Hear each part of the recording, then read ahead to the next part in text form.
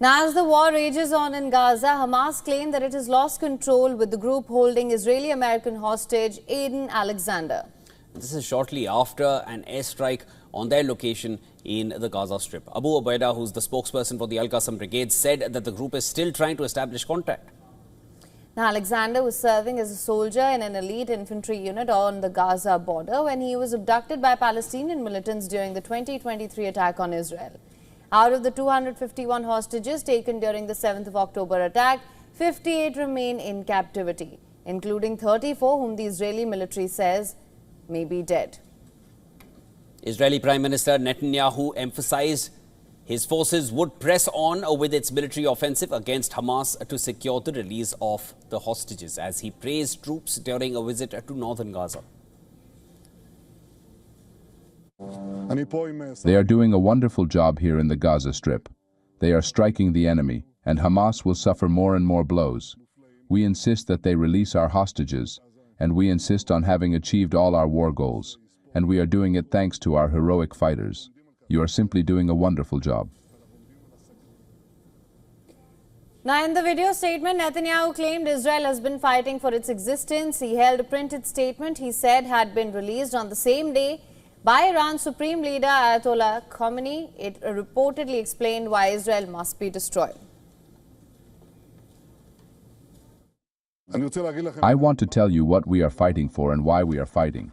This is a post that the dictator of Iran, Ayatollah Khamenei, released today, in which he explains why Israel must be destroyed.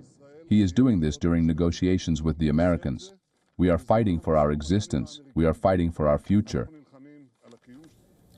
Netanyahu was accompanied by his defense minister Israel Katz and military commanders to northern Gaza. There, they received a security review from regional commanders on the military efforts to win the war against Hamas. Now, his visit comes on the day Israeli military said it shot down a drone attempting to smuggle weapons from Egyptian territory into Israel. The military in a statement said the security forces located the drone for weapons and ammunition. Tensions simmer as hopes for a truce fade. Just a few hours earlier, Hamas rejected Israel's ceasefire proposal, which it received via mediators. Israel had reportedly proposed for a 45-day ceasefire with Hamas in exchange for the release of 10 living hostages. A senior Palestinian official familiar with the talks said that the plan gave no commitment to end the war or for an Israeli troop pullout, which were key Hamas demands, in exchange for releasing half of the living hostages, which Hamas still holds. For more on this, our correspondent Susan Tehrani has sent us this report from New York. Listen to this. Hamas claims that it has lost contact with the group holding Israeli-American hostage Edan Alexander following an Israeli airstrike in southern Gaza.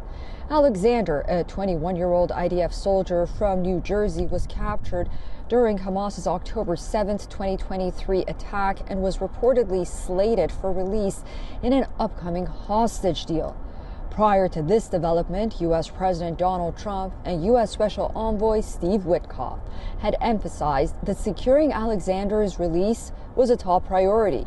Witkoff had been actively involved in negotiations proposing a bridge deal to facilitate Alexander's release. However, Hamas rejected the proposal, citing impractical demands. I reached out to the Israeli mission at the United Nations here in New York for comments. They said they had no comments at this time. Susan Tehrani reporting from New York for WION World is One.